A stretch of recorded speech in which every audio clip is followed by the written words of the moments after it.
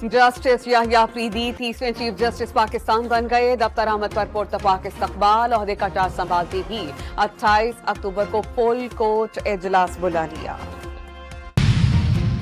Supreme court की practice and procedure committee की तश्कील 9। Chief justice Yahya Afridi, justice Munib Akhtar और जस्टिस मंसूर अली शाह कमेटी का हिस्सा होंगे।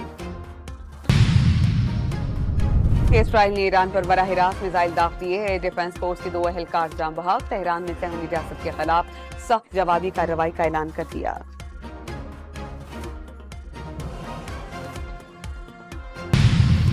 ईरान ने इसराइली हमलों के बाइस बंद अपनी फजाई हदूद खोल दी। मुख्तलिफ ममालिक की एयरलाइंस का अपनी परवाजों को ईरानी फजाई हदूद इस्तेमाल न करने का मशवरा।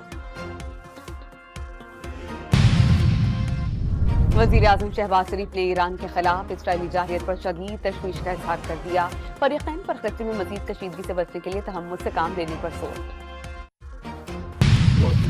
पाकिस्तान ने 4 साल के बाद होम ग्राउंड पर कामयाबी के झंडे काट दिए। इंग्लैंड को रावलपिंडी टेस्ट में 9 विकेटों से हराकर सीरीज 2-1 से अपने नाम कर ली।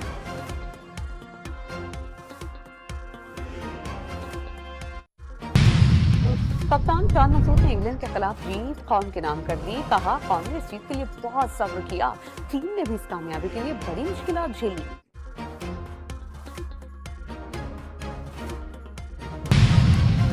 इंग्लिश कप्तान का पाकिस्तान के खिलाफ टेस्ट सीरीज हारने पर अफसोस का इजहार। बेन स्टोक्स ने 2 मैचेस में पाकिस्तान की परफॉर्मेंस को शानदार करार दिया। कौमी स्पिनर नमान अली ने बॉलर ऑफ द मैच का अवार्ड अपने नाम किया। Sajid Khan player of the series, जबकि बैटर साउथ शकील सेंचुरी बनाने पर मैन ऑफ द मैच फरार।